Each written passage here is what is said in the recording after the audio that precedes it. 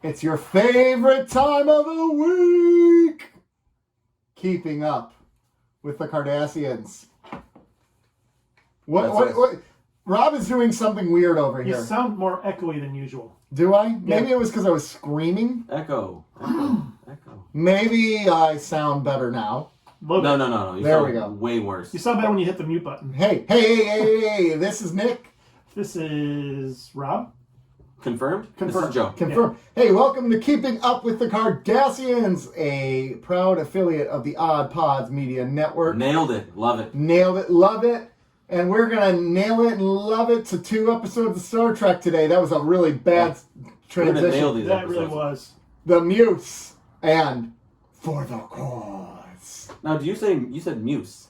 The Muse? The Muse. The Muse? Muse. The Muse? Did I say Muse? You did say Muse. Muse? Muse is... No, I would pronounce it Muse. Muse. Yeah. Muse. That's what it is. It's Muse. Okay. I don't know just why. checking. I don't know why I said Muse. Have you been drinking today again? No, I haven't. But you know. Are we drinking? No, I'm. We can. We might need to. Yeah. Nick drove his motorcycle here today. He's not drinking anything. I know. It's the ride home I worry about for you. In the dark? Is it your first time riding in the dark on the way home? I've rode in the dark before. You know what you need? Not long One of those drives. neon suits like in Tron. I do. Well, that's a good They'll soundtrack. never miss you. That's. Wait. Wait, that's not what His family or the... No, cars? never miss as in like I miss like visually. Okay. Not miss as in hitting you like really, with their car. That's really unfortunate. That's really unfortunate that you feel so lowly of me that you want me to get hit by a car. No, I'm trying to protect you by giving feel you like- a glowing suit. I don't know what you're saying. I don't hear you. I'm literally trying to make you neon. Okay, I get you. I hear I you. think that would up your street cred though. It A would. neon suit and a neon bike. I would love that. I want a neon suit. I kind of looked at stuff like that, and yeah, I couldn't find anything good. Who's talking over there? What is that? What is that? Are you playing something on your computer? No. We're lucky it was just someone's promo. That could have been very bad. It's pretty funny. We don't know what he does over there in that computer. No. Y'all ignore the show. crazy stuff that's happening. I was downloading promos, and it was a promo, so I'm guilty. Sorry. Don't. I actually heard a zipper. What are you watching over there? Yeah. Oh my gosh. That's terrifying. That's terrifying. Anyways, so we got 2 episodes to review today, and I gotta be honest with you. Wait, I wasn't finished with my setting you up with a neon bike. Oh, okay. Continue. We get LEDs and just. I actually thought about that because you can get LED kits and. Oh yeah, just You get see it. the shoelaces like a my massive kid had LED for kit. prom? Like that? Yeah, well, I didn't see those, but Oh. I would totally get I've seen the LED bikes. They're pretty amazing looking. The problem is they're amazing until after a while they're no longer amazing. Then it's just cheesy and tacky. Yep. Yeah, was that like half mile? You pretty much. But everyone can see you. I've never been a big subscriber though. Some people say loud bikes save lives or whatever it is, or I don't believe that. They help. I don't think so. I do. I don't. I do. I don't. Why don't you? I think it's more about the motorcyclists themselves rather than how loud your bike is. Yeah, but if you're not going to miss a loud ass bike. As a person that's almost been running off the road a few times, having a loud bike would have been helpful. As a person who drives a hybrid car, which is dead quiet, it's concerning.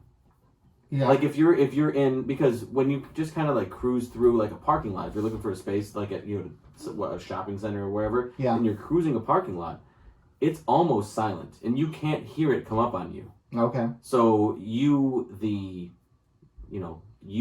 pedestrian are used to hearing a car. You can hear a car come up on you with a combustion engine, like a louder car, or just a regular ass car. Yeah. These hybrids or these electric cars, they're dead quiet, and they like sneak up on you. Well, in some places Not safe. Well, some places are putting some states are putting audio into the cars, right, to make them safer or whatever. To pipe in fake audio of an engine. Kind of like the NFL crowds last year. Yeah. Same idea. But No, I'm not saying I creep up on people in parking lots. I I'm saying definitely you don't do. do that. I definitely don't do that. Okay. Well, I don't believe it. That person he got arrested for. Hey, that was alleged. They don't have no proof. No proof. So, we kind of like jumped right into this episode today, and we have no notes. No notes on what? Anything. I got news for you guys. Hold on. I never have notes. That's true. I come so unprepared. I have an important question I want to ask later in this episode. Yes, I will marry you. Done. This is going to be the most beautiful wedding ever! Nick can officiate. I can officiate. We could do it on the Patreon. You could officiate our wedding. Yes, exactly. I'm getting 2 officials. It's better to have 2 officials. No, wait. You can't officiate your own wedding. Says who? Watch me try. Says the law. That's not in the Bible. No, it's not. I'm not talking about the royal law, the law of Jesus Christ. I'm talking about the law of Michigan. You got to say Jesus Christ in your preacher voice, man. Jesus Christ. There you go, man. Don't bring that weak crap in. You know what? Actually, wait. Is that a real law? You can't officiate your own wedding? Yeah. Do I take this person to be my? And yeah, hell yeah, I do. No, split personality, man. 2 people. Bam. Oh yeah. Okay. Perfect. Yep. Anyways. Loophole indeed. Find another loophole on the wedding night. Oh gosh. Oh gosh. Did anyone hear? Okay, here's a question. Did you? I'm changing the subject. To Dave Chappelle. I love your loophole. Okay, I want to talk. Yeah. Dave Chappelle. I want to talk about Dave Chappelle. Have you heard what's going on with him right now? No, I have not. So I live at work. So he released a new special. Okay, and we already know Dave Chappelle is very much politically incorrect. He says whatever he thinks and feels. He's a stand-up comedian. They do that. He's a stand-up comedian. All right. But he made some really troubling comments about trans people yet again in his stand-up that has caused quite a bit of outrage against him. Again, yes, in his last special. In fact, so bad that the person who runs the series Dear White People, which is on Netflix, has said that I'm done. I'm not working with you guys anymore. So they lost them, which, I mean, I think Netflix will be like, hey, Dave Chappelle makes us more money, so whatever, peace out. Yeah, I will have to reserve an in-depth commentary on this. Can't speak on it, sorry. Because I haven't heard. I don't even know, even in like written form. I haven't even read the words. So we don't need to go over here. Hold on. I'm not gonna go Rob on this, like, and avoid it because of one thing or another. Like, just avoid it because it might be political. Or, on the show, okay. I'm like, what? But I mean, I'm talking like I don't want to read. I don't even want to react by somebody reading it. I want to hear. Yeah, I was going to read it. Yeah, I want to hear Dave say it. I want to hear it in context. Even taking audio from a stand-up show is you can make it sound worse than it is. You need to hear it in context because the one line could be a bigger story, and you can take it out of that story. Right. And to me, I think without hearing what he said or anything, I think comedy is its own sort of entity when it comes to joking or when it comes to making comments about society. I think if you're not in the comedy realm, I think that your comments should be looked at a bit differently than if you are a comedian. Male, female, white, black, sexual orientation, anything, doesn't matter. I think comedians are in their own sort of universe when it comes to that. Yeah. Mm-hmm. And one of the jokes. So this is.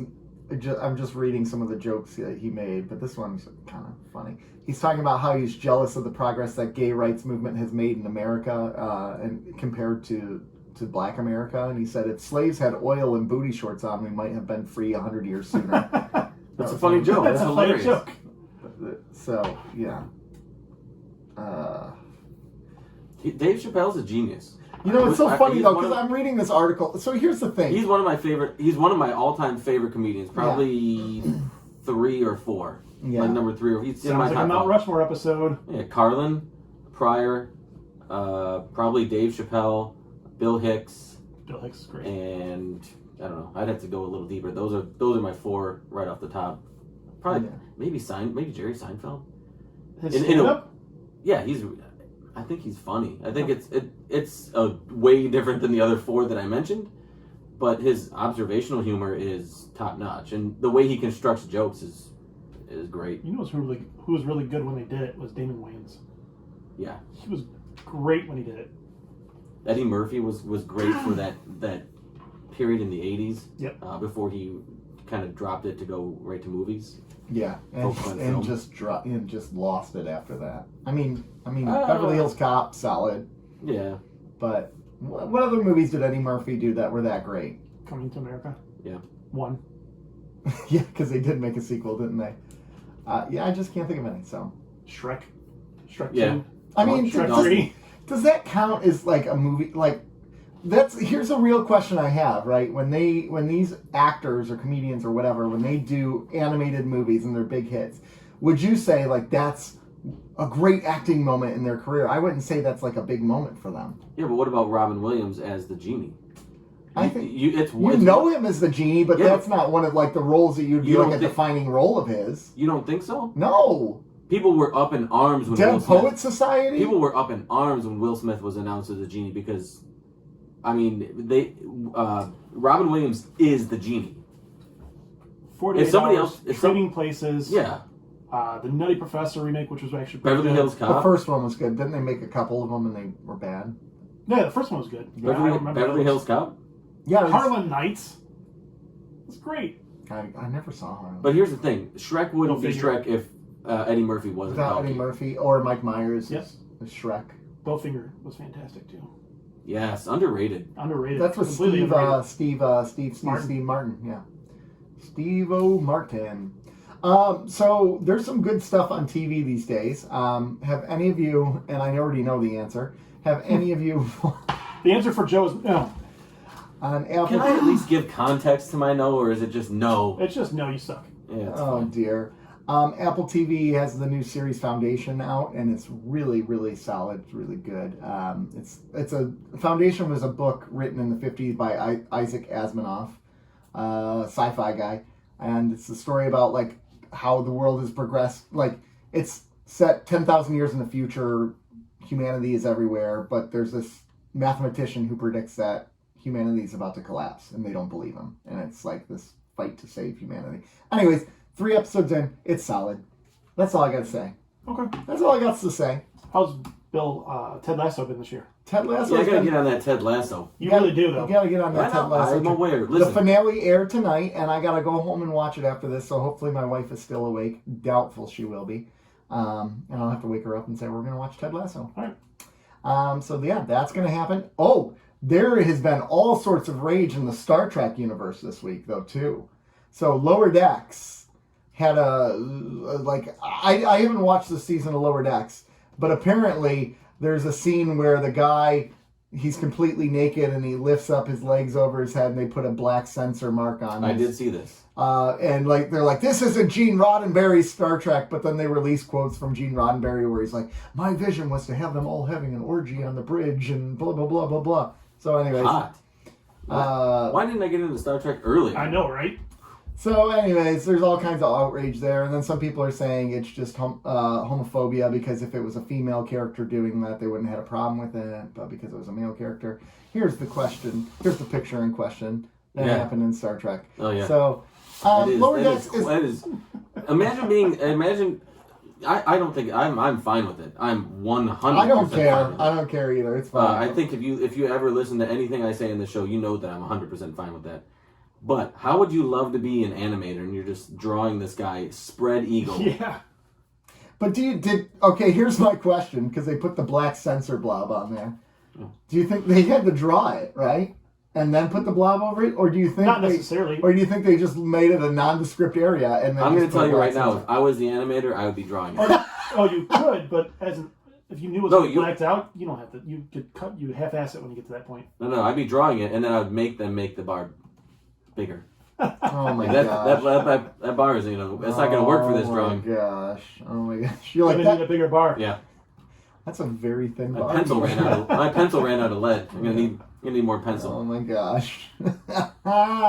So anyways, there's some controversy over that, and I think it's really old Star Trek fans are just really like, this wasn't real Star Trek. Yeah. Well, Lower Decks kind of like you with your Star Trek. No, not necessarily true. Ooh, I'm just saying it's not very good Star Trek. All right. Well, I have no opinion. At least Discovery. Yeah, you guys have been pretty critical of Discovery. I have not. Yes, you have. You're full of shit. Well, hold on. Can I mediate? As You've been critical of the first season, where I think you've been more critical overall. Yes. I thought their last season they had was really solid. I wouldn't say solid. I'd say it was better. It was solid. But being better than shit. See, this is where See? it was solid. Right. It was watchable Trek. I would rewatch that season of Trek. I'm giving it more crap than I mean to, but just to be a jackass. I like it. You are. The stuff on the Enterprise last year, season 2 was really good with Pike. Oh yeah, and Strange New World is coming out. I'm excited for that. And then there's nothing to hear. And then they try to get into the whole Discovery part of it. I'm like, I lost interest. I think Discovery's solid. I think your problem is you have a problem with a female captain. I don't. Ooh. He does. Nope. No, but there is jokingly I say that, but the real problem with I think that series, which people would try to cancel me over, is they focus way too much on her as a character, Michael Burnham. Like, the great thing about Star Trek, especially you watch Deep Space Nine, every episode can have a new focus on a character, and you're invested and you care about it. Yeah. Are they trying to be more Burnham-centric? Oh, it is centric. It's all Burnham. There's like way less ensemble than it. Yes. I mean, they're in there, and when they're in there, they're good. They're really good. The characters are great. Yes. And I haven't even watched Next Generation or any of it, but even I know Next Generation had an ensemble type of cast. Yeah, there's one A. There's a 1A, and then there's like one C. To an extent, it's not. I think. I mean, in my limited research, I think DS9 has the most ensemble cast of any Trek. I would kind of agree with that. Just kind of looking back, because I mean, accurate. I mean, at any point, there's a lot of carbon data. But at any point, any of the characters on DS9 could have a great centric episode. Yep. Yeah. Or series of episodes, or character arc, or story arc. Their B characters can carry an episode. Yeah. Yeah. Yeah.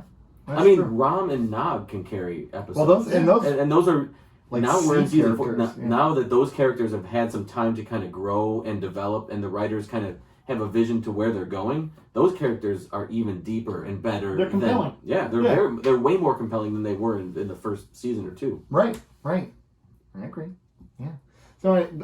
So with Discovery, that's the big argument I would agree with, is that she is way overfocused as a character, and it's harder to care about the show if you don't love that character, right? At least with Star Trek, at least in Deep Space Nine, I don't really like Sisko, but you know what? They focus a lot on Kira. They focus a lot on O'Brien.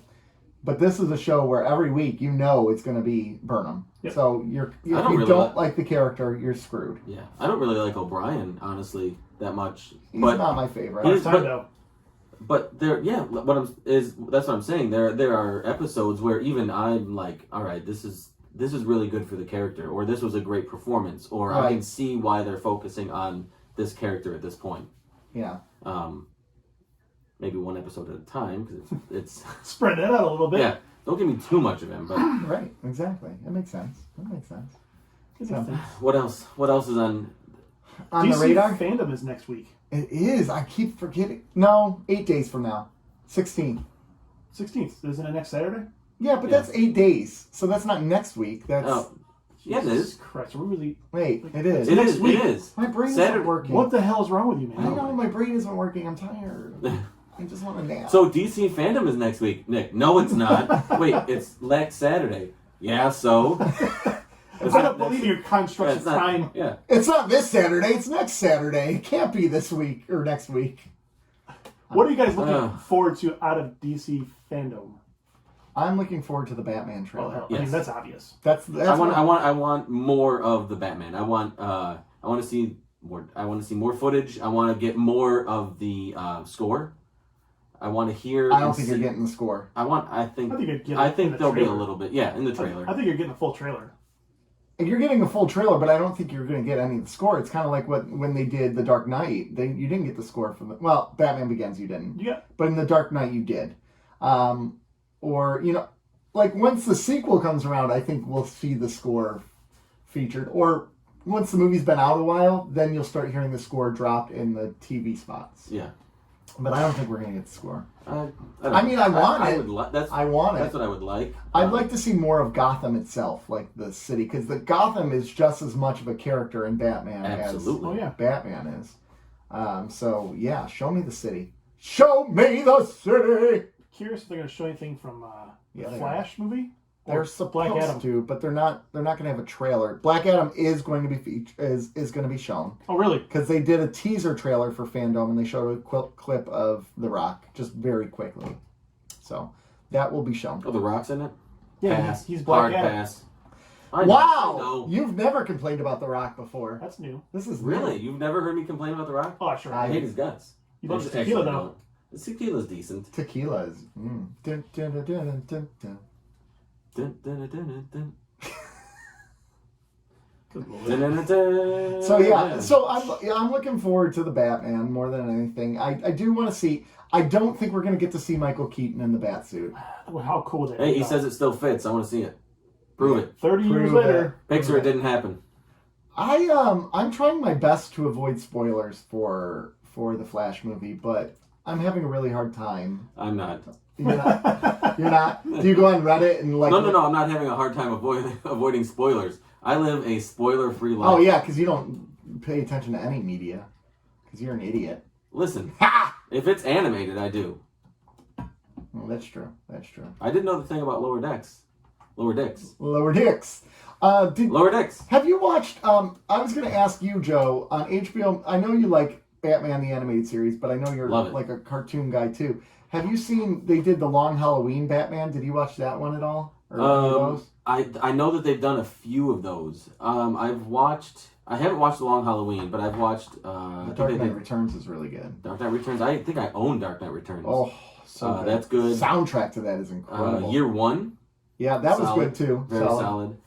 And there's Killing Joke? Killing Joke, yeah. It was amazing. Which that one was super controversial because the opening scene in that one with Batgirl. Yep. Yeah. But I have really the DC animated film that they've done. Yeah, I've thought were really, really, really well done. I have a friend that loves them and tells me to watch them. I own a bunch of them, just haven't sat down to watch them. The ones I've seen are fantastic. Long Halloween is probably one I will watch soon because it's almost Halloween. Almost Halloween. There you go. Yeah. But that series, The Long Halloween, was fantastic. Yeah. So it's one of my favorite runs of that character. Okay. Of Batman. It's one of my favorites. Batman. The Batman. The Batman. So I know Rob saw this, or he just read this a little bit ago. Nick, did you see that that 70s show is returning? Quote unquote? No. But it's Kurtwood Smith and what's her name? Mary Jo. The mom. Rupp are returning. It's going to be called That 90s Show, and it is the daughter of Donna and Eric. Okay. Comes back to live with them. I think over the summer or something comes back to visit. They ordered 10 episodes, and it's a multi-cam shot sitcom. Oh, fun! Like an old school sitcom. But I like that they're because they did That 80s Show. Does anybody do you guys remember that? Yeah. Vaguely, very much vaguely. Wow. It was really bad. They were just trying to capitalize off the success. Yeah. But I think with the inclusion of the original 70s cast, and it's just advancing the story. Mm-hmm. Okay. Right? So if you think about it, but if you think about it, it's been roughly 20-ish years. So it fits, So they would have aged that. Has it been that long? It has. It ran from 98 to it ran 8 seasons. 98, I want to say 98 to 06. Wow. Yeah, let me look. I'll give you the... I think that's my guess. 98 to 06. Ooh, nailed it. Nailed it. I do love me some that 70s show. It's a great show. That was... I liked it earlier in the series. Once Foreman left, you know, and... Yeah. When a main character like that leaves, a show really... I feel like The Office struggled to find its footing after It was probably did it the most successfully, though. I think so. Yeah. But I still think it lost a significant chunk of charm. Oh yeah, especially when they're going through all the different bosses. Yeah, that was that was not great. I know I've been very critical of reboots, and for good reason. But I feel like this one is possibly going to be okay because the timeline fits. I don't know, and it's only a 10-episode order because it's meant for her. She's coming for summer break. I just looked that up, so. I think that will help it, knowing that it has a start and end point. I think if you would have listened to me when I told you. Yeah. It's fine. It's fine. I mean, he didn't say that or anything. Yeah, I know. I'm sorry. I was pulling it up. I like that it's, I don't know. How do you guys feel about the laugh track? Do you think that they should or should not include it? For this, they should. I think so too. Because it's gotta fit the feel and tone of the show, or else it's not the same show. Right. And unless they film it in front of an audience. Filmed in front of a studio. I don't know this. Has Netflix ever done anything like that, where they filmed it in front of an audience? Didn't they do Fuller House in front of? Was Fuller House? Yes. And that was a Netflix thing, right? Yes. Yeah. Okay. And that kind of had, you know what? You're right. And I did watch a little bit of that, and what I did see, had a little bit of that Full House charm to it. A little bit, yeah, you're right. Not completely, but nothing is ever going to be perfectly well. You got it, dude. Yeah, you got it, dude. You know what? Reboot was perfect in my opinion. Roseanne. Is that what you're going to say? Animaniacs. Oh, Animaniacs was. I know it wasn't perfect, but it was. Dang near close. I think of all of the reboots from like 90s style television that they've tried to do modern. Yeah. I think that one nailed it. The most out of all of them. It was pretty great. It was we watched it all in one night, actually, me and my daughter. So yeah. One night, knocked it out. Nice. I think they ordered a second. I'm pretty sure they did as well. Maybe a second and third. Yeah. I don't know. Yeah. So that 90s show, I think it'll be way better than that 80s show. I didn't know anything about that. That's pretty cool. I'm excited about it. I'll watch it. Good. What else you got? Same. I have an important question for you guys. No. And this is this generated from a conversation I had with a dear, dear friend. I have a friend. Congratulations. You've met him. Oh. Very important person to me in my life. Do they listen to the show? No. What kind of friend is this? I think I know who you're talking about. So yeah. He was talking about those little pictures that you get that have the words and they're animated. What do you guys call those? Little pictures that have the words. Pictures that have the words? GIF. How do you pronounce that? GIF. GIF. Okay. He pronounced it GIF. So you said you had a friend. I had a friend. Had a friend. So I looked at him and said, "What the hell did you just say?" Yeah. And I've never been so offended in my entire life. It's GIF. It's GIF. It's absolutely GIF. He's looking at me going, "Well, it's a GIF." I go, "No, it's not. It's called a GIF." No, it's not a GIF. Because there's a G.I.F. right. If there was no dot, then yes, it would be GIF. Wait, no, there's no dot. How do you say Gifford? But technically, there should technically be because it's graphic interface is what it is, or graphic something. That's what it stands for. GIF. That's what GIF What's the stands G for. sound make? Good. There you go. How do you spell giraffe? How do you spell it? Gifford. I'm agreeing with Thank you. Come again. I'm agreeing with you on the pronunciation. So it is GIF, and if you are listening to this and you pronounce it GIF, we would like to thank you for all of your listens. Please stop this episode now. Unsubscribe to us. Get off all our social medias. Just leave us alone. I don't want to hear from you. Graphics interchange format. GIF. That's a joke. That's a joke. Here's the question. I left this house. That's not a question. That's a statement. Is that right? Was that the right thing to do? To leave the house? Yeah, it's just like I've had. Oh enough. yeah, I've had enough. Absolutely. I mean, that's pretty extreme. I've had enough. I'm leaving. If you didn't slash tires on the way out, then it wasn't extreme enough. I just let the air out. Okay. Yeah. Okay. Well, I mean, I was leaving anyway, but I'm just saying I left. Okay, there it is. No. Don't ruin it. Don't ruin it. His wife looked at me and said, "Thank you. Thank you so much for trying to correct him." Hey, did you guys see the GIF that I made? I did of you. Yeah, I did. Why don't you wear? I did that on purpose. You wear a V-neck while you're saying that, you prick. Speaking of you know what time it is?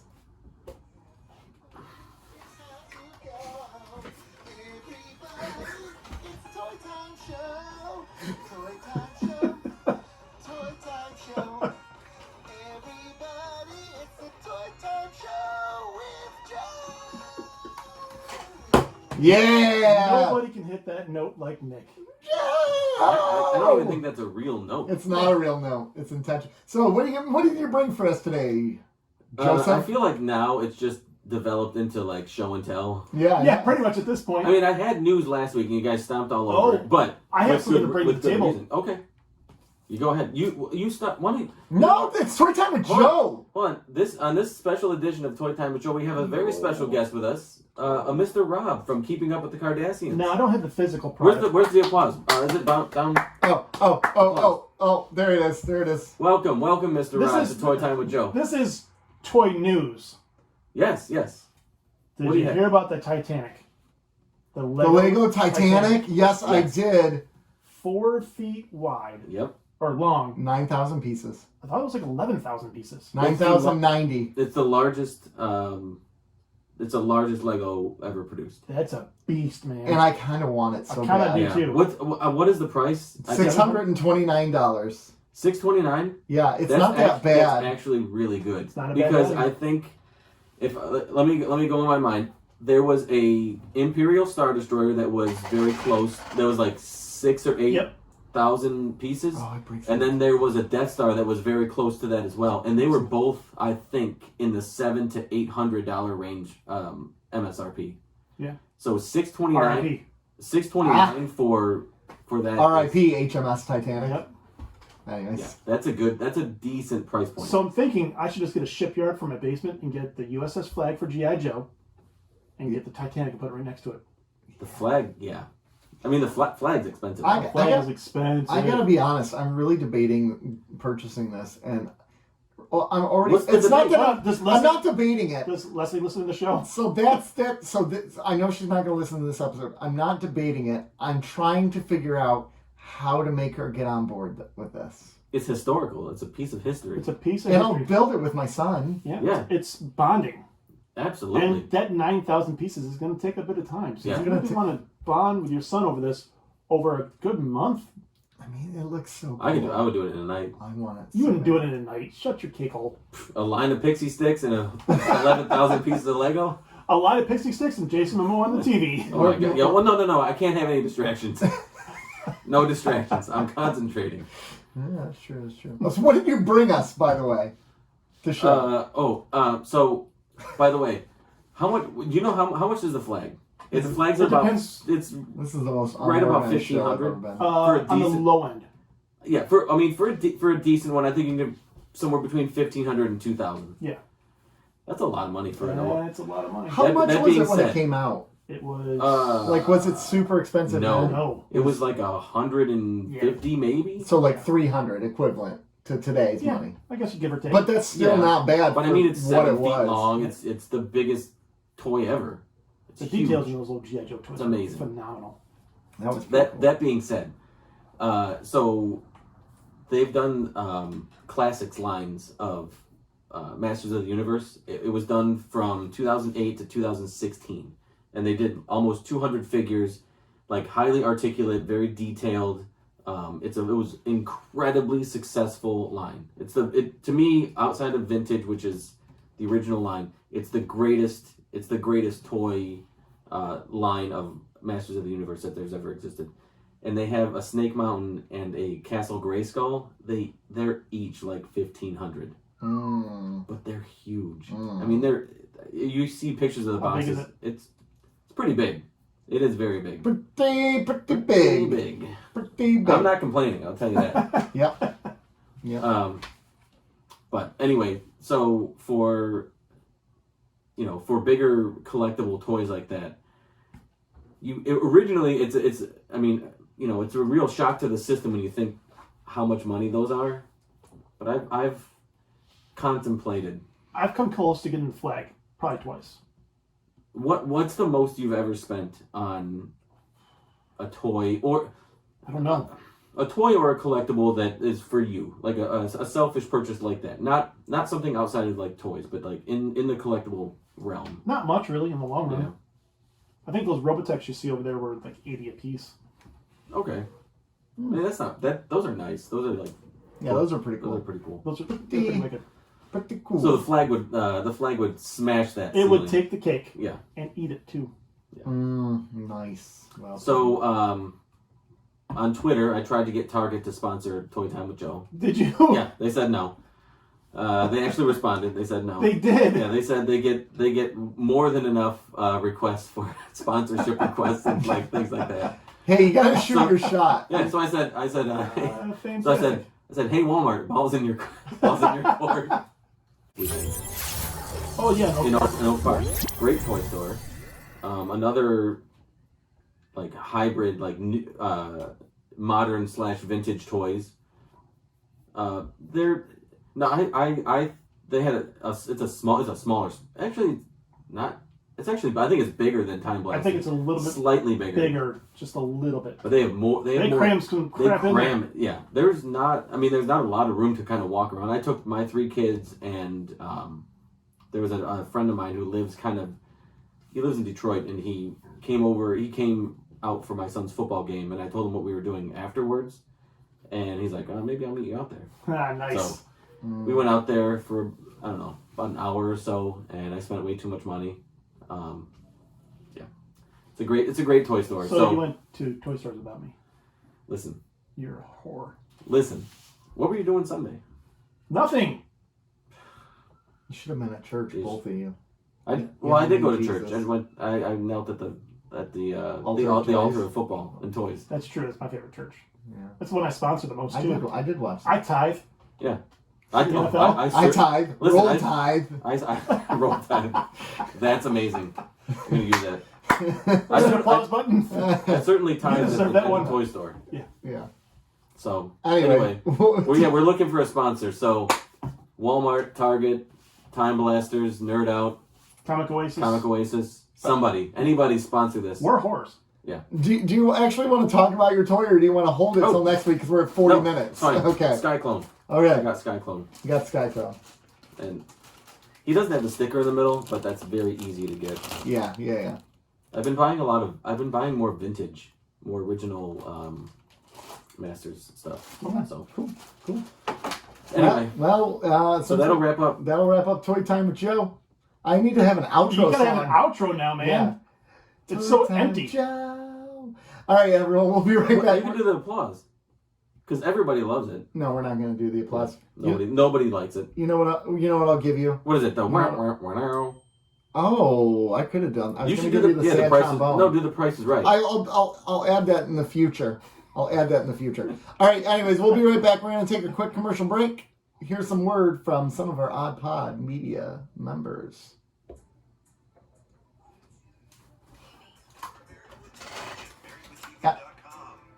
After this, I can hit pause if you want, and we can grab a bite to eat. Are you blocking it? No, I'm letting them hear it this time because they never hear it on the. Oh. And they can hear everything we're saying too at the same time. Yeah, they can. Awesome. Choo choo choo choo. So we're doing Married with Television. What's up, y'all? Yeah, I just threw a couple on there, and I chose this one. We're doing more than. I also have from the middle. Should I hit that one next? I like from the middle. I'll hit that one next. We're going 2? Yeah. I love that people can watch us, just debate this live. Hey, you there. We've got a question for you. What's the question? That's nice to have it set up like that. Just right in there. Yeah. I'm Kendall. And I'm Corey.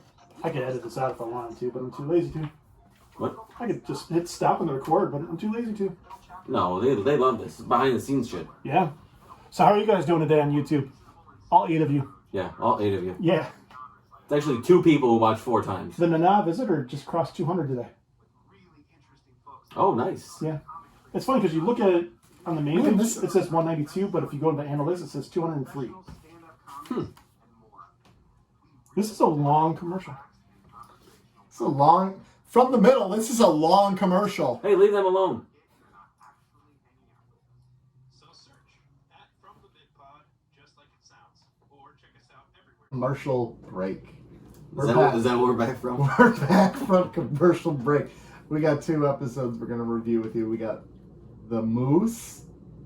Muse, man. I know. Don't redo it. That's all right. So a little behind the curtains is we had some audio technical difficulties. I'll put it on YouTube. Don't worry. Oh, good. I did that at the opening of our show. Oh, you're right. You're right. So they did hear that. They did hear that. They did hear that. They Okay, did good. hear that. The Muse. I thought you did it on The Muse. the earlier recording. No. Okay, good. No. The Muse and I further. thought you were trying to recreate it. It didn't sound. We're not trying to recreate. Folks, there may have been a pausing, unpausing issue on the Roadcaster. I'm not going to point fingers at anyone. I'll tell you what, Roadcaster's having a hell of a week on the Odd Pod. Yeah, we've Media had some Network. Odd Pod Media Network issues with Roadcaster. This network destroys Roadcaster. Yeah, we do. We eat Roadcasters for breakfast. Yeah, we ride these babies hard. There we go.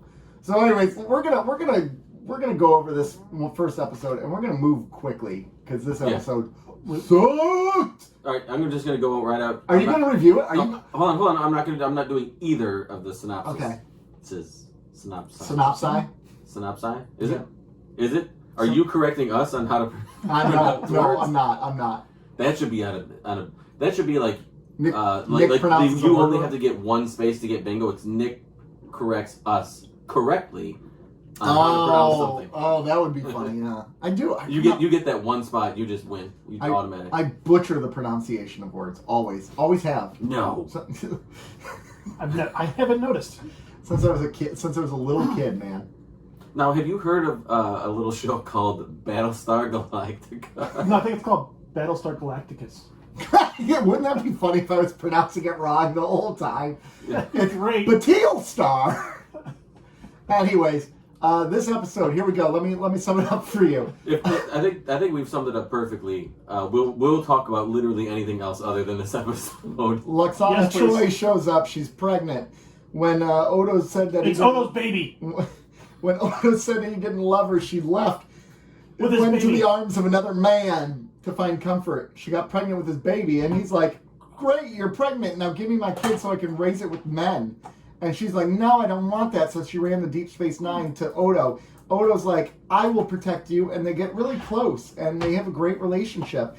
And he agrees to marry her because if he marries her, he has rights over the child, not the other guy. So he marries her, so he has rights over the child, so the other guy goes away. In a B plot, Jake is writing a story, and he sees this woman walk into the station, and for some reason he's attracted to her, and she whisper talks in his ears, helping him write a story. And actually, as she whisper talks to him, it almost kills him because she's sucking out his life essence. Vampirish. Cisco saves him from her, and he doubts that was his story all along, but the reality is it was his story. The end. Can I read some notes from the producers of this episode? Please do!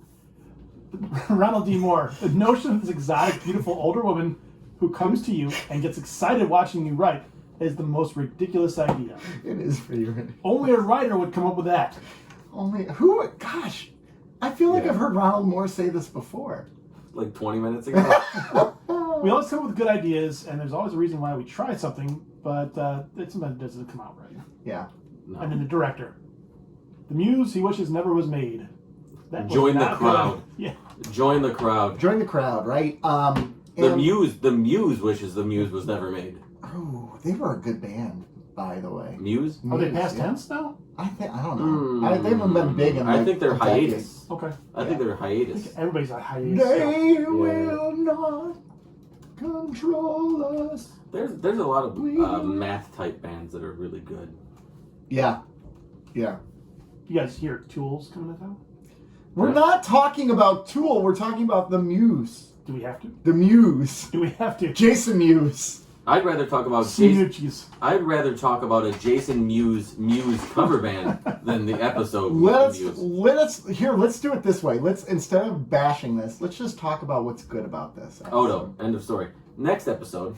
Odo is good in this. There's some sweet things about The Vows. I Yeah. think the Vows. The day I met her was the day I stopped being alone. Oh, Even I the hide wanted and to marry seek Odo. was sweet.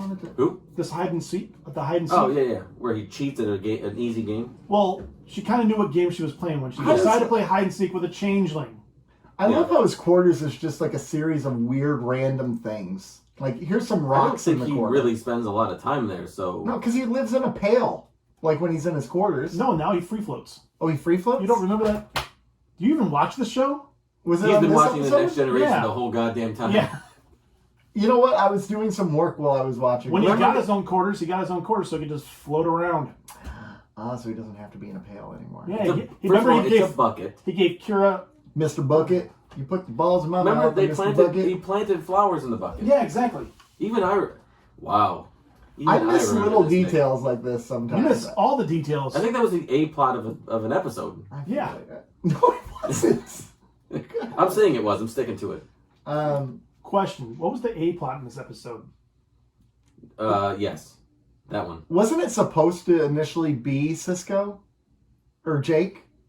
I think Don't they- originally that was the A plot. So I think it was because it's called the Muse, right? yeah, and then they Yeah. changed it. Yeah. Yeah. So don't they? If they open with the cold opening, don't they usually open with something that's associated with the main plot? I think historically that'd be Yeah, pretty and I accurate. think that's where they opened, right? Yeah, they Yeah. did open with him. So I guess I don't know. they And feel it like is called the Muse. they feel like they each got pretty equal story time. I will say, like, when they were on Jake writing a story, that was just boring. Like, Very boring. it was just boring. Like, there was Yeah. nothing and it's even the shot. The shot is just him with the camera looking up at him with her by his ear. Can we Give it stop to with me. the whispering Give and it to the me. ASMR bull malarkey? Give it to me. Give it to me. Yeah. Stop it, Nick! Listen, I'm here for whatever you were just doing. Yeah. I'm here for it. All right. That is working. I was sucking your energy. Yeah, you can suck my energy all you. I got these soft hands, baby. Oh man, Oh my gosh, this that is You're bingo vamp- board. you're basically That's bingo board material. My gosh, I can't be on the show. It makes me feel bad about myself. We make you feel good about yourself. No, you don't. Actually, you don't make me feel good. That's very. Who is it? Someone I was listening to a very podcast the other day, and they mentioned like they're so mean to Nick on their podcast. That's Hillary. Was it? On It theirs. was. She doesn't. What does she know? I mean, nothing apparently. Yeah. Shots fired.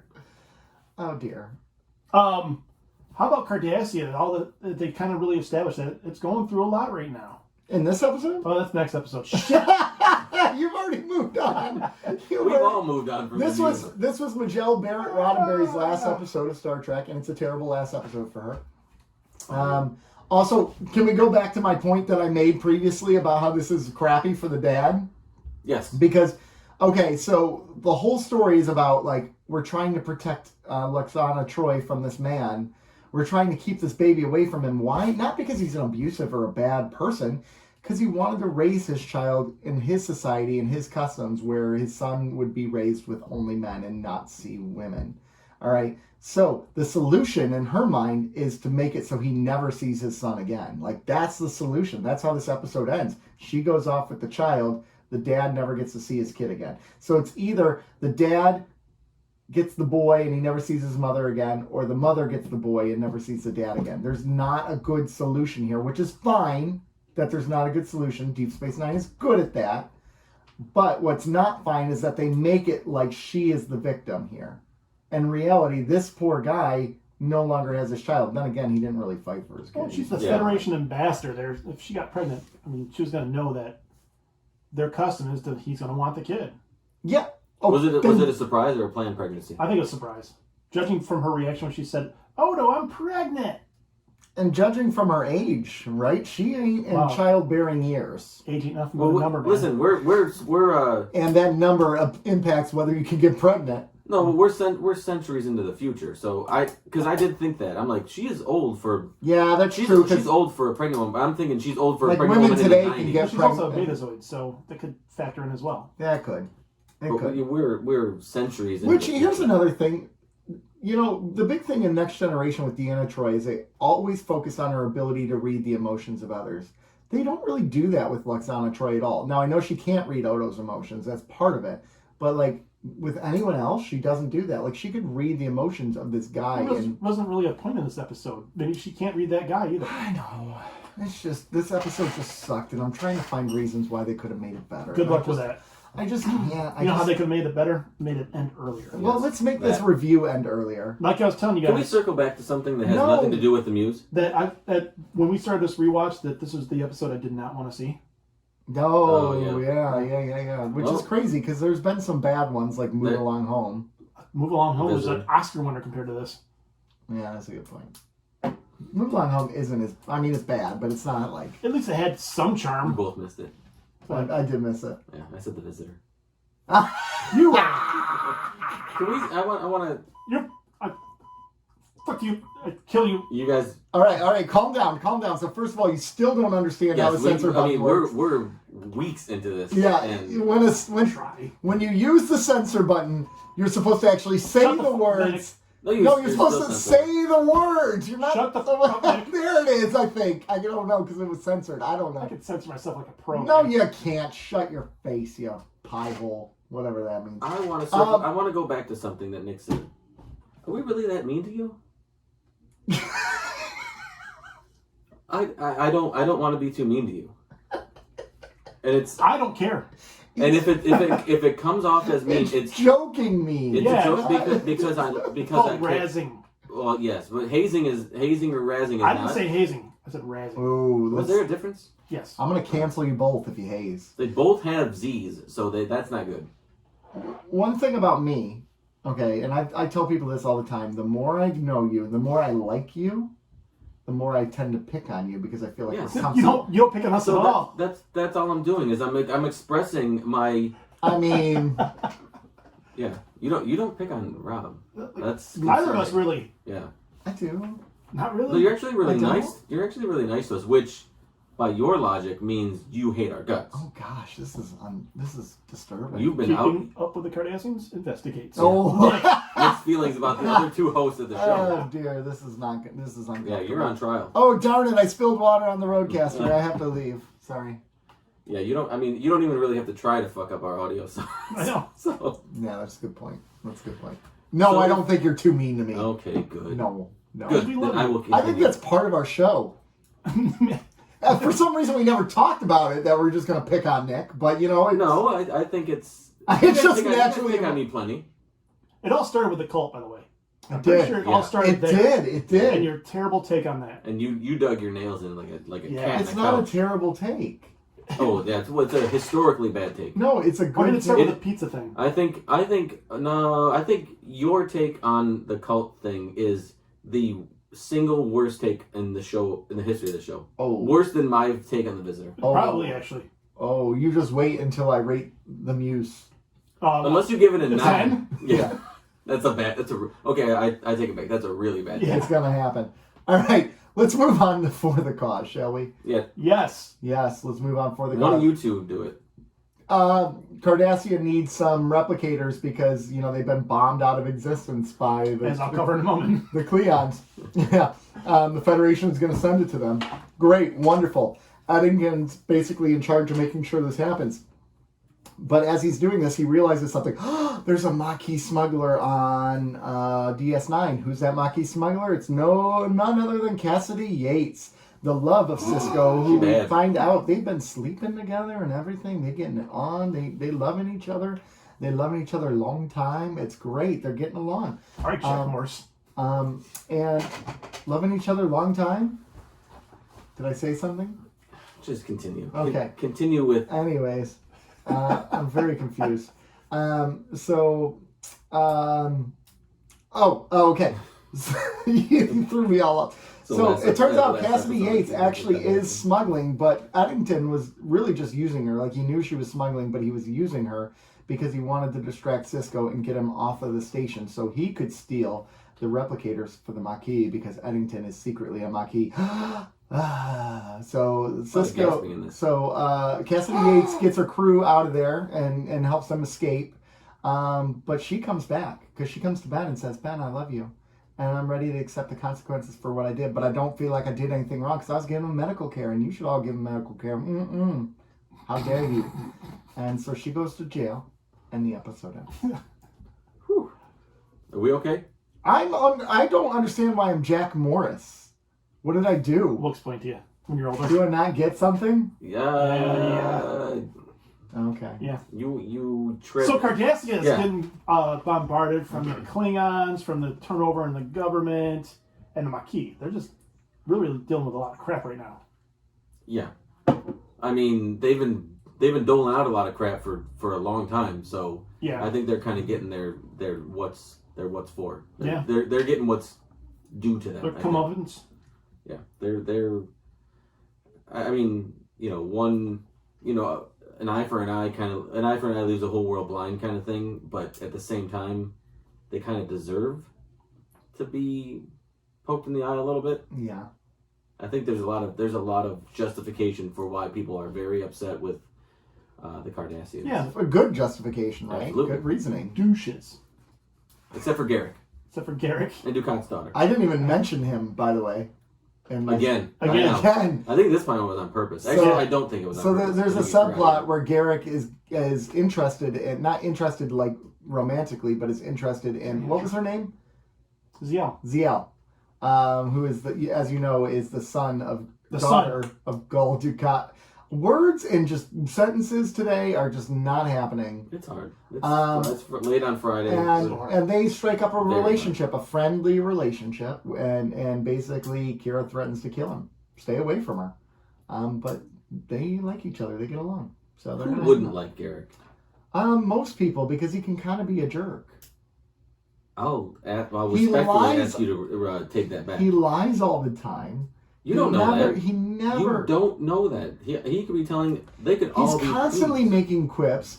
Sometimes he's looking at He should you be like he's he's very. Sometimes very the way funny. he looks at you is like Very he's witty. looking at you like you have no clothes on, which makes me uncomfortable, frankly. Half the time I'm talking to him, I don't. He watches the episode as soon as he saw Garrick. you pause. You As soon pause. as I see, special guest Andrew Robinson on it. I'm like, all right, here we go. Make it time. Start unbuttoning my shirt. Let's. Pause the episode. It's time for Garrick. Why? Maybe I don't want to know why. I don't want to know why. Why what? Why does he get naked for him? Just Like, cause? why? The answer to your question is a question. Why not? Yeah, that's a good point. Okay. All right. Actually, I think it's. I'm just realizing I'm very sheltered. Apparently, I'm very, very sheltered. No, I just. All right. Truth be told, I watch every episode naked. Oh, okay. It's just my thing. It's just your thing. Yeah. He loves Deep Space Nine. Okay, well, good for you. So Eddington. In the spirit of Garrick, you guys don't know if that's truth or not. That's right. Never tell the same lie twice. Yeah. So, Yeah, Eddington's a douche. Eddington's a douche. He's always been a douche. He always has, but he was always the really dedicated Starfleet officer. And I know that was part of his speech to Sisko at the end when he called him to gloat. Like, I used to believe like you. I used to have ideals. Yeah. But they never showed the turning point, and I think that makes a difference to me. Like, I don't think it does at all. I think he was always like that. oh, no, I think he was a dedicated officer at one point. Yeah, there's got to be something that happened that kind of soured him to the Federation. Right, and I wish they would have just showed, even if it's just a 30-second clip off 10 episodes ago where something happens and they're like, the Federation has abandoned the Maquis are calling the Federation for aid, and they're like, sorry, no, and Eddington's in the background, he goes, or, just something like a huff verse. They I could have. don't need that. I think it would have added a little bit of context to him that I think. To making the switch, because he just looked evil and he talked evil, so you're like, oh, he's going to be got that evil. punchable face. Yeah, he's got that look, and they've used him a number of times as like a red herring, So Well, they know what they have, and I wish they would give him a little bit more context for why he's so anti-Federation. Well, it's actually kind of clever of them to use him as the red herring so much before, so you were less likely to see it when it actually happened. Yeah, They're trying sort of to. like I the suppose Wolf Cried Wolf. They're type of thing. desensitizing Yeah. you. I suppose that's true, yeah, to an extent. Yeah. But if he had knew anybody that lived in the DMZ or in the Badlands, it's not gonna. He's been spying the entire time. If they're trying to hide their hand, why would they tell you anything about him? Right. Yeah. It's better that they didn't, in my opinion. I never liked his character, and I know you're not supposed to like his character. His character wasn't created to be likable. No, Right. it was created to hate, right? So in that respect, they did a great job. Yeah, he's supposed to be just that cut and dry Yeah. for the uniform guy. Oh, something's wrong. Probably Eddington. Yeah. Always Eddington. Yeah, jerk. Always. When Yep. in doubt, no. But it's I Eddington. will say this. So Eddington turns out to be the real bad guy in the situation. But Cassidy wasn't innocent. No, not at all. And I appreciated the fact that, you know, she did. It turned out that she wasn't the smuggler that they assumed she was, but she was still doing some nefarious stuff. Oh, she was doing a smuggler. She was smuggling. Well, just But not. she what was they smuggling thought. medicine. Right. It's still illegal. Yeah. I know, but like medicine, she was taking. She I don't was. know if was it all medicine? Did they say it was all medicine or just that one particular shipment? I think that shipment was, but I think there's an implication that she's a morally upright character, which I think means so. she's like Cisco. She's going to bend the rules sometimes to do what is right. Yeah. But I appreciated that they didn't make her just completely innocent and kind of write that part of the plot off as like, okay, she isn't it, and it's Eddington, so They she's good dirtied now. it up a little bit. Yeah, Like that. it made it a bit more realistic, a bit more, I don't know, a nicer ending. In even though it's a dirtier ending, it to me is more realistic, easier to connect with. So you're Cisco in this scenario, and Cassidy Yates does that to you. What's going through your head? How are you reacting? What are you feeling? So Cisco's in love. Yeah. Very much so. Yeah. I think, you know, she said I'll be back or something, right? And he said I'll be here. Yeah. Same thing. I do the same thing. You think so? I think if Don't you think the greater the love, the greater the betrayal? If he's like, I don't think this is a I betrayal. don't think Devil's I wouldn't feel personally betrayed. I would feel she's been lying to him for all that time. Well, that's okay, but hold on. What I'm saying is, if it turned out that she was in Eddington's position, yes. that's different. I think that's different. But the fact that she wasn't, and it was a bit of a softer smuggling. It was a bit easier to swallow. He kind of, because the whole episode he was thinking it was her, and there's probably a sense of relief that kind of clouded his anger a little bit, or maybe his betrayed feelings. And I don't think I would end it immediately. I don't think that I would forget what happened. But over time, I think I could get past it. Okay. Yeah. Just curious. Especially if, you know, because they had built up this relationship, and, you know, we talked about, you know, they showed them intimately in the beginning of the episode, and they showed how, you know, Jake is okay with it. He's kind of talking about their relationship. So they're really piling on that this relationship has evolved to a thing that is way more than just, you know, kind of a courtship type of thing. Yeah. It's way past that point now. I think she has said she loved him. I don't know that he's... I don't think he has. I don't think he's... but he does. I mean, we talked about, maybe in the behind the scenes footage, we talked about, you know, him smelling the pillow when she leaves. Yep. That was definitely... There are acts that he does that show that he loves her. Yes. You know, the way that he talks about her, the mannerisms in which he speaks, you know, his Just smile, a his facial yeah, expressions. Smile, man. He really So there is a very deep love there. Well, developing. Jennifer's dead, so I mean... Yeah, it's not like she's coming back. So. She ain't coming back. And now in the mirror universe, maybe. So here's a question though. Should he have excused himself from being the commanding officer in this situation? He should have not gone on that mission. Yes, he should have. No, he shouldn't have. No, he should have excused himself. Yeah. Even the mission, he shouldn't have gone on that mission. Get Worf the ship and say, there you go. Right? Like, talk about being emotionally compromised. And why not send Worf? Because he just went through this friggin' scenario. Yeah. Yeah, he did. He was again, we've talked about this. When something involves a personal aspect to Cisco, when there's some sort of personal investment He's in him, going to be in it, yeah. his judgment is clouded. Absolutely.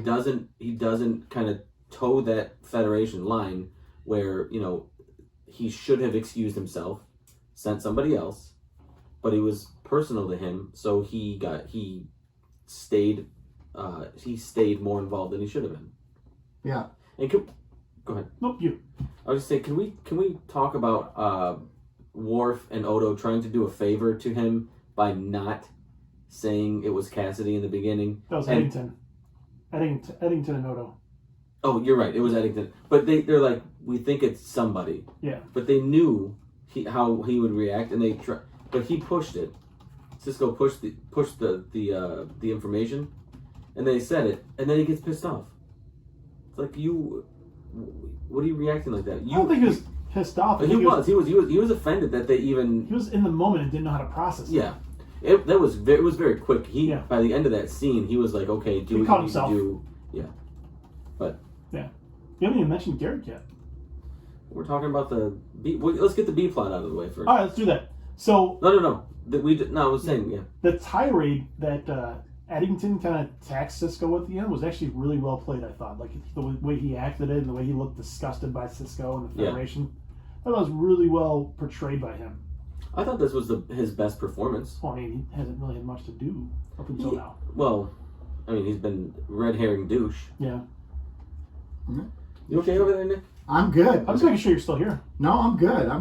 I'm listening to you guys talk, man.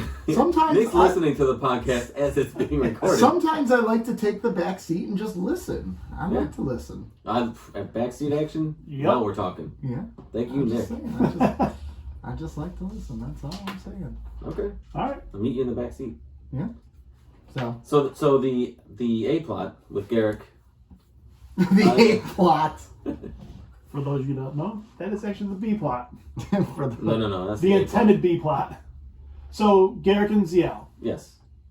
What did you think about handball or spring ball, whatever the hell that thing's called?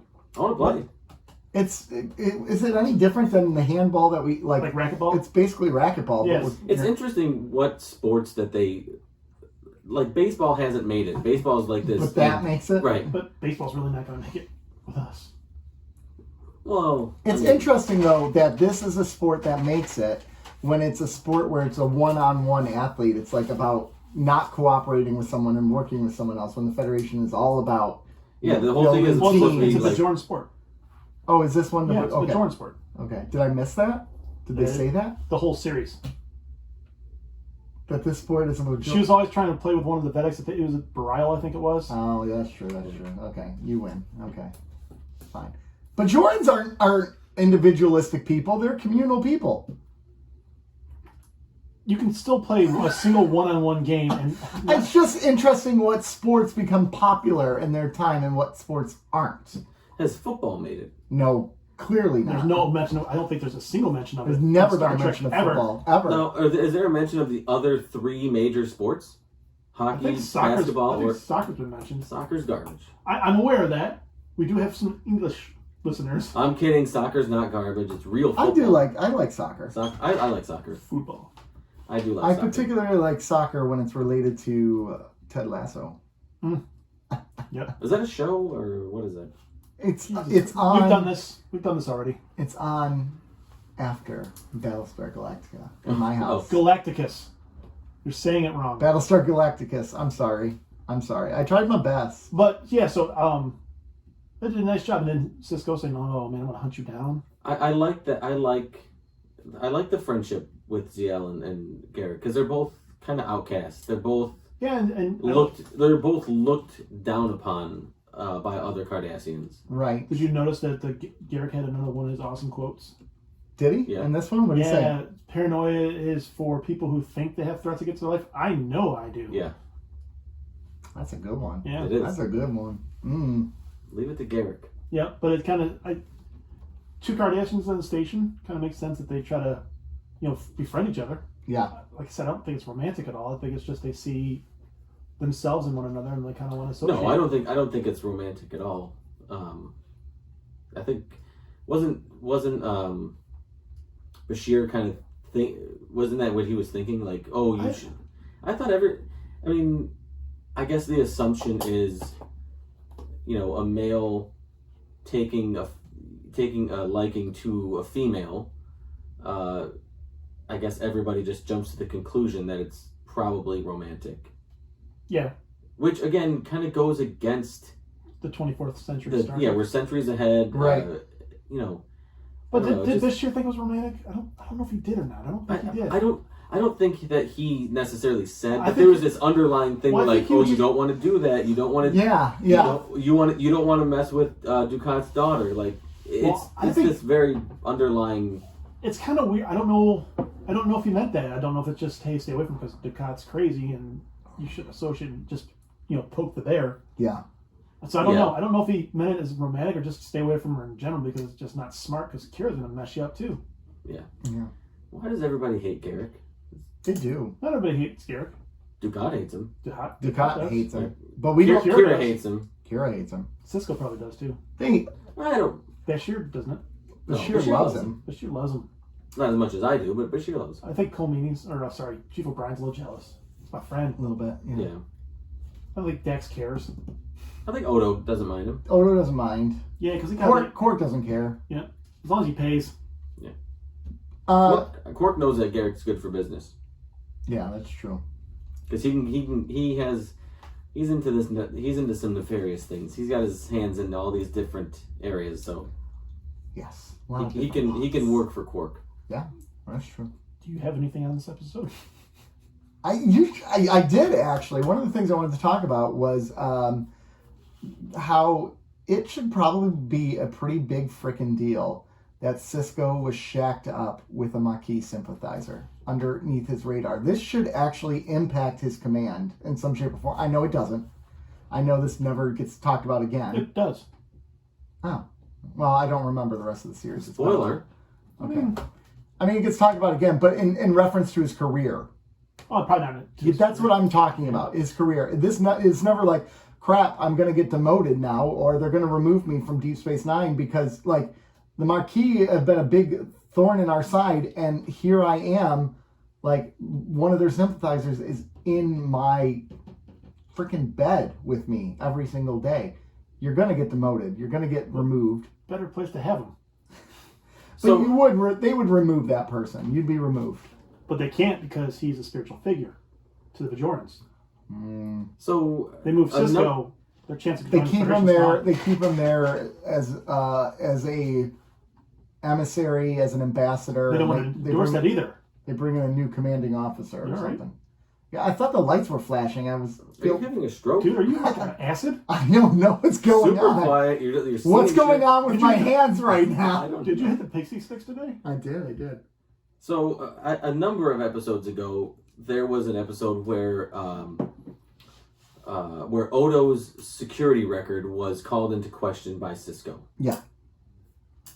And he said something to the effect of, that that Odo has his way of doing things. It's probably not right by the Federation, and he doesn't have this greatest track record type of thing. I'm paraphrasing, but that's kind of the gist of it. Yes. He gets the job done, but if you go by the book, like, he doesn't necessarily have the greatest track record because there's been things that happen. He's not a team player. He's not a team player, but there have been things that happened on the station and everything. Yes. This very same thing could be said about Cisco. Oh my gosh, absolutely. Yeah. His track record could be easily called into question. Now, I think everybody on the station respects him and enjoys working for him and would probably go to the greatest of lengths to protect or to do what he is asking. Right. But he makes some colossal mistakes, and there are things that happened under his watch that, frankly, would be court-martialed. Yeah. A number of times. Absolutely. Yeah. But I'm okay with it because I love Cisco. So I think we all love Cisco, but it's kind of the same. That's what the Admirals think. They're like, we love that guy. But I mean, he did this. He like no one wants to go to the station. He was the one who questioned Odo. He was the one who called Odo's record into question, and you could just go down the line and see that he is. If Odo wanted to go at him with he's let Dax kill somebody. He's shacking up. I would let Dax do anything she wanted. Of course you would. We know this. That's true. Just go ahead. Go ahead, Dax. Have fun. Yeah. You kill Klingons, kill as many as you want. Go for it. We're not their friend anymore, so she was just ahead of the curve. Yes, good for her. She was just ahead of the curve. Yes, Queen, make it happen. Yes, Queen. Sorry. I don't think Nick's participating in this episode at all. I am participating. I just said yes, Queen. Hold on. Did we call Nick Jack Morris in the part that got recorded or the part that didn't get recorded? In the part that got recorded. Why? We'll tell you that. I don't know why. I don't remember what's being recorded and what's not being recorded. Okay. We'll put it on. It'll all be on YouTube. Yeah, unfortunately for Nick. Yeah. This is not my favorite episode of all time. I can tell you that. Of Keeping Up with the Cardassians. All right. So, anything else? We can probably just go with the rating of that. So we're gonna rate, and then we got some things because there's things happening. Things are happening. We're so confused, all of us are. Hey, the things that are happening, which I'm alluding to, is tomorrow, it will be this past weekend. Kim Kardashian is hosting SNL. Did either of you know this? No, I heard she was. Kim Kardashian hosting SNL. Do Wow. either of you think she was funny or going to be funny? No, she's not. She's gonna be a very vapid, like. You don't think that she will lean into the jokes about her family, everything? Oh, she'll lean into them, but she will be terrible. Because before you knew he was funny, did you think Peyton Manning was funny? Or could be funny? Yes. Before you knew he was funny? No, probably not. Probably not, because he took his interviews pretty He seriously. looks like a doofus. So I think she might be secretly funny. I think she could be secretly funny. No. And by the time this comes out, I could very well be Joe. eating these words Monday morning when you guys, Joe. everybody's I listening. don't know, man. No. You know what? That's a branch you can just stay out I'm of. going on a limb. I'm going to say that she was. Listen, she's not going to be a great host. It's not going to be an all-time episode, but I think she's going to be funnier than people expect. You know what SNL should do, since they're having a Kardashian on? Have us? Kardashian on. Yeah, that's what I'm saying. Yeah. Let's parlay. Musical guest Nick from Keeping Up with the Kardashians singing his hit single "Toys Highway Joe." It'd be better than some of the musical guests on Oh the my show. God. We'll see what happens though. I'll turn it on tomorrow. Okay. We'll see. I'm certainly interested to see. I'm certainly interested to see it. Even if it's a train wreck, it'll be a good train wreck to watch. I'm not. You'll watch. No, I won't. He'll be in What are you bed. gonna do? We gonna watch another episode of Ted Lasso? If I have a choice, yeah. I'll watch just Ted Lasso anything. over SNL any day of the week. I'll just watch anything over SNL at this point. Yeah. There's probably some West Coast college football games still on. And yeah, it's Saturday. Yeah, that's true. Football. Yeah. Okay. Yeah. I'll be watching the inspiration for this show. Thank you very Kim much. Kardashian. Yeah. Kardashian. Inspiration for the show is Deep Space Nine. Anyways, rating these episodes. Let's start with Muse. I'm Muse. gonna give it a 3. 2.5. 1.5. Rick? Yeah, that was bad. That was bad. 3 is I actually- Odo's performance alone. I actually feel like I rated it too high, but I'm going to stick with 2.5. I gave it a 1, but then the 0.5 I thought was for the charm of the Odo and Major Barrett thing. For the cause. Let's hear it for the It's like cause. 10 compared to that one. I know. In context of this episode, yeah, I'm gonna give it a 6.5. Bingo bango. That's what I'm giving it to. I don't know yet. I mean, dead air. Yeah, this is awkward. Let me just I'll randomly go talk. 6.5. Yes. No, are you going to go with it? 6.5. No, because I mean it was good, but I don't know if it was. I don't know if it's 6 quality, but I don't think it was 7 quality. So You know what the I'll go episode was? 6.5. It was fine. yeah, it's fine. Mm-hmm. And I think And that, there are good things about it, like when they had kind of had their little spar at the end, Yeah. and Yep. Garrick, which it doesn't. was certainly way more compelling an episode than the Muse. You gave Garrick 6.5, just so you know. Yeah, that's a good point. That's a very Just good so point. You know. I know, but No it wonder was, Andrew Robinson won't come on the show because you gave him a 6.5, and you said you love him. I do love it. I do love Garrick. I do love Andrew Robinson. do? I don't think you do. I don't Hey, think he's going to be part of like a Star Trek panel or something. Is he? We should have talked about this earlier in the show, but there's something In that I Chicago? read. Not the one that, not the super expensive one that you want us to go I to. don't want to go to that He wants one to go to anymore. the cruise. Well, you're off that now? I looked into it a little more, and it feels like a ripoff.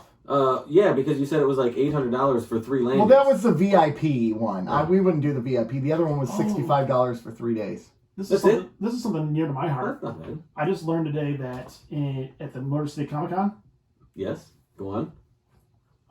do you know who Tom Welling and Michael Rosenbaum are? Yeah. They're doing Smallville night Saturday night at the MotoCon. So it's just them going to be doing a bunch of Smallville stuff, including reading scenes from and reenacting them. Oh, fun. Ooh, man. You know what, though? I I'm don't going to know. say something controversial.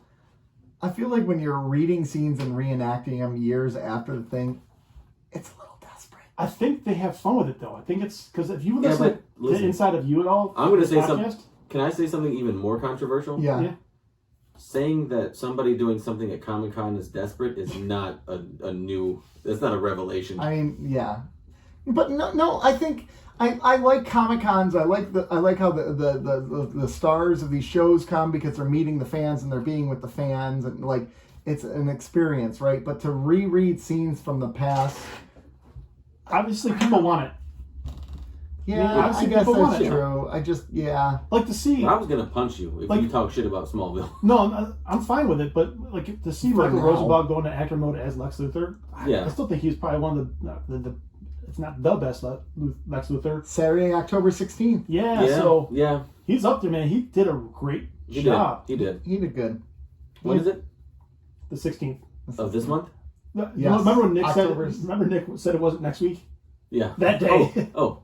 Did we record that? I think we recorded the same day as DC Fandom. All right, gentlemen. Where can you find us? Hold on. Where can you find us? You are kicking us out. Where can you find us? Remix. Can we? I know that we. That actually worked pretty well. Yeah. Way better than the bleep button. Can we? That's the wrong button. My child. That's the My Child button. Can we update the bingo board to Nick doesn't know what's on the Rodecaster buttons? Someone already won the bingo board. I accidentally threw away those little cardboard sheets that you can put on I'm getting to that. Apparently, I guess we only have one listener. The same listener won the bingo board. The same listener is our only Patreon subscriber. Hillary won the bingo board? Yeah. Like immediately. I respond like it was supposed to be more difficult than that. I think she put it on her story and Instagram. And if you look at the board, there were like 12 spots just stamped. I know. We've made it way too easy. Yeah, that was an easy board. Yeah, that was easy. That's pretty funny though. I love it. So what are we going to send her? It was too easy. We got some stuff. Got a couple things. A couple for that? One. Send her one. A sticker that somebody peeled off of. Like not even a new one. Like something that you peeled off of something you already put it back on and send it. It was way too easy. We got to make it a little tougher. Yeah. Well, we got some work to do. So that being said, she is our first subscriber on Patreon. Yeah. So thank you very much. Shout out to Hillary from the Muck Podcast, an affiliate member of the Odd Pods Media Network. Keep it in the family. Yeah, keep it in the family. That's how the rich stay rich. Yeah, we do. Just spread the wealth between each other. So, who's rich here?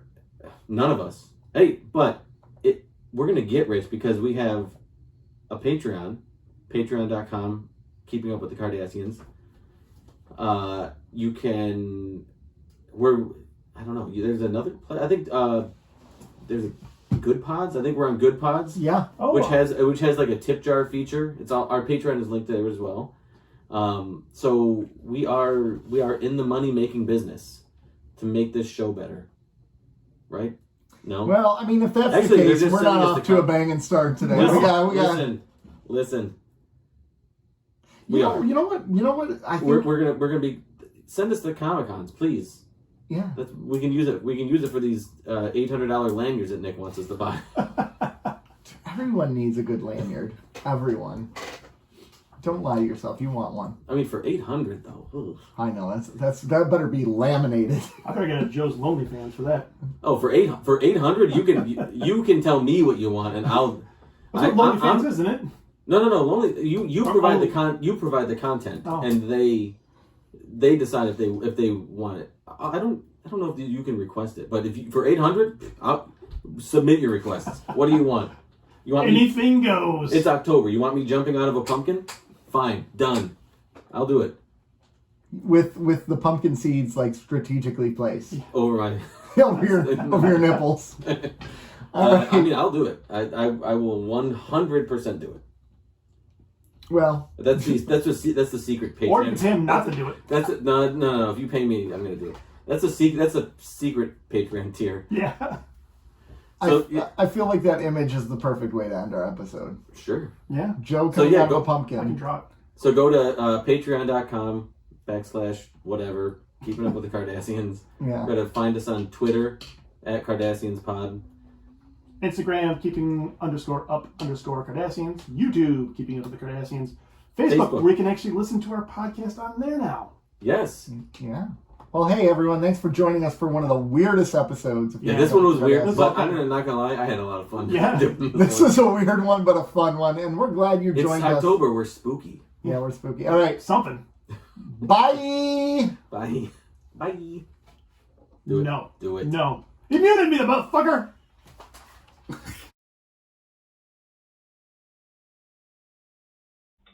And we're back, everyone. Welcome back. You heard two. Look at that, the magic of editing. The magic of editing. We're back. We're back to you, and we've missed you so much. Is it the magic of editing or the magic of the pause button? Magic of the pause button. Technology. You know what I could wish I could pause? The Muse. Pause. And walk away from it and never come back. Got it. Oh, dang it, I got it. All right, so Lwaxana Troi shows up. She's pregnant. Woo! Congratulations. Oh, except for she doesn't want the dad to have the kid because he's kind of a jerk, I guess, because he's going to take the kid and raise it in his own world with men. And she doesn't want him to be raised with men. So she comes to Odo, and she wants Odo's help because Odo, you know, she loved Odo. But anyway, so Odo decides to help her. And Odo really gets along with her really well. They bond, and it's amazing. And Odo bails her out by marrying her in the episode because if he marries her, the husband has rights over the child, not the father of the child. The husband has the rights over the child. So they get married. And he says some really sweet things about her. Lwaxana is like, ooh, Odo's like, you should just stay. And Lwaxana's like, no, you're not in love with me. I don't want to stay. So she leaves. But in another dumb plot on the side, Jake's writing a story and Creepy Woman steals his essence as he's writing the story. He almost dies. But at the end, his dad saves him. The end. That's the story. Let me read some quotes from the producers on this. Gosh.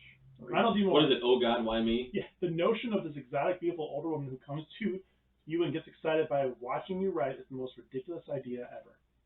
Only a writer would come up with that. Only a writer, yeah. Yeah. And also, she wasn't like, she was creepy from the get-go. Yeah. Like, there was nothing about her that says to me, like, I want to hang out with her and spend time with her.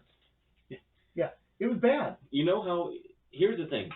There's only one way that you love this episode, and that's if you love whispering. Oh my gosh, she had creepy whispering the whole time. Everybody was whispering. Credit to the actress, she sold creepy. Yeah, was she trying to be creepy? She also sold annoying. Yep. And irritating. She sold those very well as well. It was just so bad. It was a piece of crap. It was a very bad episode. It was really, really bad. So everything about this episode was garbage. Literally everything, except for one thing that I liked. There's only one thing I think is redeemable about this episode as well. You go first. Mine was Odo. Odo was incredible. It was a sweet story. And I thought his vows, I guess they would be his vows, or when they were sincere. They were. That was great. Yeah. That was fantastic. It was a fantastic. There were sweet things about that. Yes. But overall, the vows were nice. I loved no one's mentioning the fact they played hide and seek in the room. That's kind of you had a shapeshifter. I'm literally trying to forget everything that happened. The hide and seek was pretty incredible, though. Like, and the joy that he had. Like, he was so happy. Yeah. I've never seen him that happy in the show. There's a certain amount of charm to that storyline, whether it's the A or B, depending on which one you're looking at. Yeah. But it was still garbage. It was. The episode itself was garbage, yeah, but the redeeming thing for me was Odo. So this entire time we're going to rewatch DS9. This is the episode I was not looking forward to at all. Really? This was the one. Of all the episodes. Of all the episodes, I'm like, Muse. So and it's honestly it's cheating if you play hide and seek with a changeling. Yeah. That's not fair. It's let's call it what it is. He cheated. Yeah, he's a changeling, of course. Yeah. You know, and I wrote down you mentioned the vows a minute ago, and I wrote down the line. One of the things he said is, "The day I met her was the day I stopped being alone," and I love that line that he had to Lwaxana because it was very true. But then it also made me realize you can deeply care for someone like he does for her and still not love them, and not be romantic. And that's what Odo is showing here, and she wishes it was romantic, but it's not. But like I thought, you know, after he says that, she says to him, like, you were so convincing, I almost thought you meant it. And I wish he would have said, yeah, I did mean it, I just don't mean it in the romantic way, like. Yeah. I think he does. Yeah. I think he does mean it. I don't think he means it, but yeah. not. It's platonically he means right. it. Yeah. But you can't say words like that and not mean them. Yeah. No, you can't. That's right. I mean, you just can't. Those you put those words together in that order, and you have to at least feel something for the person you're saying it to. Yeah. Mm-hmm.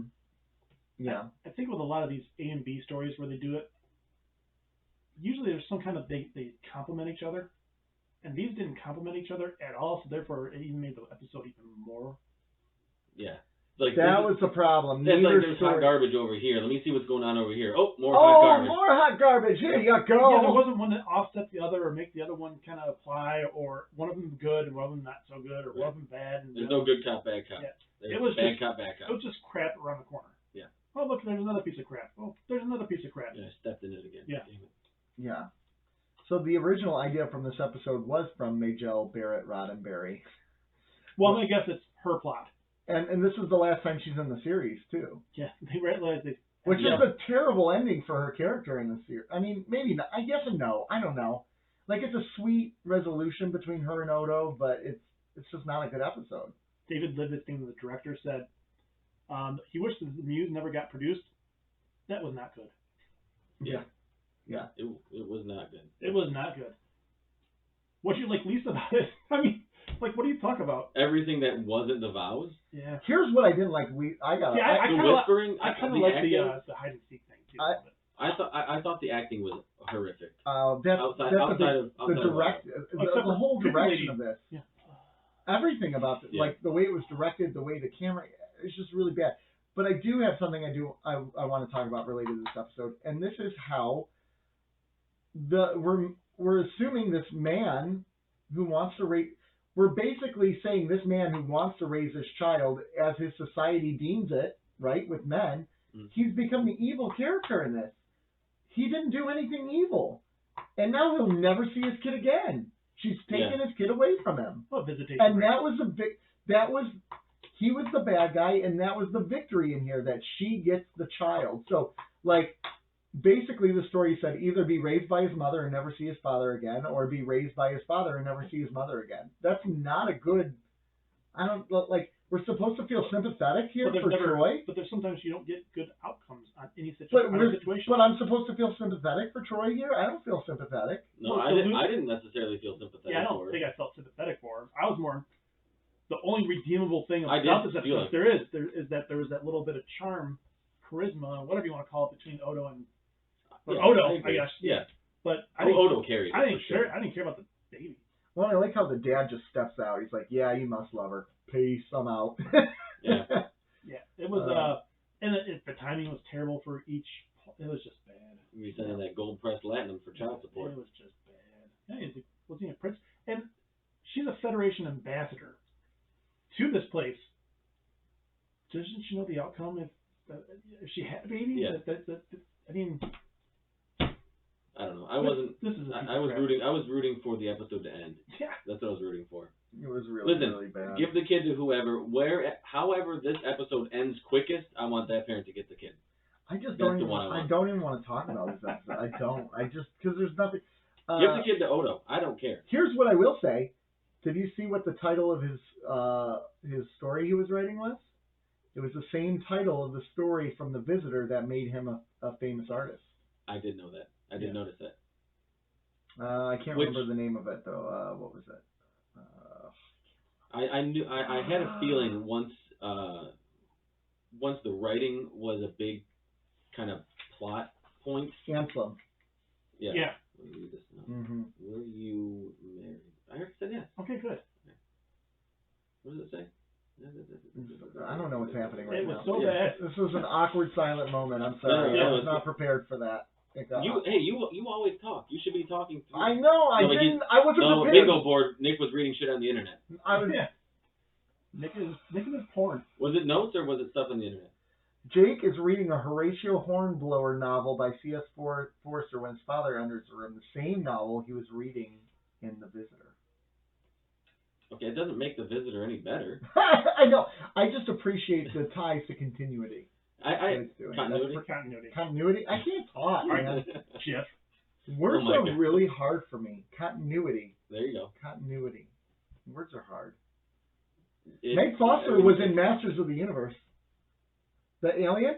She was in Really? Masters of the Universe alongside Frank Langella. Yes. Yeah. Yes. Who was she?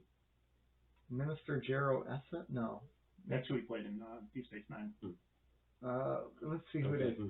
I'll give you an answer. Give me a minute. Give me a minute. No problem. So yeah, this episode ended and I cheered. Yeah, it was brutal. But I did going back to what I was saying about the Visitor is once I saw that this was a plot, this was like a B plot or A plot, whatever it was. I'm like they have to please let them tie this to the Visitor because they're making such a big deal of his writing. Didn't they mention a Muse in the Visitor? Or wasn't there they alluded to it or something? I don't remember. That would be a good, interesting thing to go back and look. Evil Lynn. Oh yeah. Okay. So, anyways, but that would be interesting might make it slightly more tolerable, but not much more tolerable. I'm talking about the Visitor, not. I'm kidding. I Evil like the Visitor Lynn a lot. You've been stabbed. I'm stuck on Evil Lynn. Evil Lynn or Tila? Go. Meg Foster today. Sure. So good for her. So anyways, can we move on from this episode? Yeah, we can. For the cause! We can move along home, not it. For the cause. What's that? I said we can move along home, not it. Is it necessary evil to watch that movie? Do we just commit to the fact that I'm just gonna do the episode? Every once in a while I'll jump in just for fun. All right. If it's really easy, then I'll do it. Yeah. Cisco and Cassidy. This one was way too complex. Yeah. Cisco and Cassidy heating up, man. They're getting along well, and Jake is okay with it. Jake actually jokes around about their love life and everything, which was awkward. So, anyways, the Federation is now all of a sudden deciding they're going to help out the Cardassians who've been bombarded to crap by the Klingons. So they're going to send them a bunch of replicators. So this is happening, and in the meantime, someone is smuggling goods over to the Maquis. Turns out it's actually Cassidy Yates. She's smuggling medicine to the Maquis. She's smuggling medicine. And it's about convincing Cisco to realize that she actually is guilty, and this is very difficult for him. He tries to talk her out of some of the things she's doing, and they both realize that they know, but she decides to go off and do her mission anyway. So Cisco takes a Defiant to go do this because Eddington is like, "Oh, I can't go. I don't want to blow up your wife, not wife, but girlfriend." Yeah. Girlfriend. And so Eddington stays back. Ooh, Eddington, evil! He a Maquis. He actually set it up that way so they would all be off the station so he could steal all the replicators to the Maquis. So he steals the replicators, he gets away with them, and then he calls Cisco to be like, nah, poo-poo, you lost. And then Cassidy comes back to the station and is like, I still love you, but I know you're going to have to arrest me. And he has her arrested, and the episode ends. Garrick hangs out with ZL. Yeah, you completely avoided or missed. What did I leave out? Garrick was in this episode. Garrick and ZL, yeah. Where like he originally thinks she's going to kill him, but no. He's just interested in her. You completely skipped. He's just interested in her. Like, interested in her. Like, yeah. Hey, you completely skipped the A plot. And she's interested in him, and they hang out on the holosuite together, and they have a great time, and Kira threatens to kill him if he hurts her. Yeah. Or if he talks to her. Yeah, that's true, too. So that's the episode. I'm very jealous that ZL gets to hang out with Garrick. Garrick in the house. Garrick. So they're really showing that Cardassians getting it from all angles by the Maquis, the Klingons, the government change. They're really Which this is pretty awesome because for years the Cardassians were super powerful and dominating over other people, and now they're getting their butts handed. Yeah, from every angle. Good. Yeah. They're just getting dominated, you know. I mean, it's just one. It's fine. They did it for years, and now they have to turn the other cheek and. Does that make it right? I don't think that makes it right. I They think also, I think it makes they've it right. I gotten think, rid of- I think it's justified. they've gotten rid of their military government. It's now a civilian-run government, right? They're no longer. The DMZ? Correct. It's kind of the equivalent of what happened to Germany after World War II, right? They instituted different governments, and same with Japan. Yeah. Well, Yeah. what are you going to do? Yeah. So, anyways, can we talk about Cisco getting some? Like, this Yeah, let's go. Yeah, let's go. the episode starts off with them waking up together because they've never shown their relationship advancing that far yet, right? This was the first time. They've alluded to kissed. it. They've alluded to it, but I don't think they've. But the adorable Gone all moment, the way. the adorable moment when she leaves and he grabs her pillow, and smells it. Yeah, I know that was a nice Yeah. little touch. That's adorable. Oh, He's in love.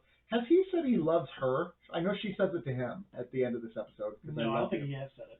But he does. We know he does. He Yeah, loves her. he does. I mean, And that he plays doesn't, so need, he hard. doesn't need to say it. He You don't can- smell that pillow unless you love her. Yeah. No. That is an act of love right there. Yeah.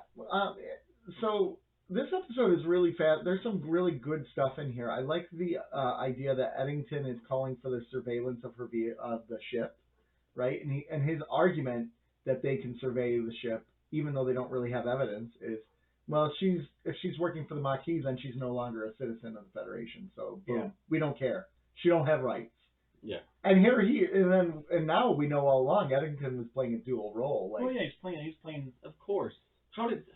My question is, how did Cisco let Eddington trick him like that? I can buy it.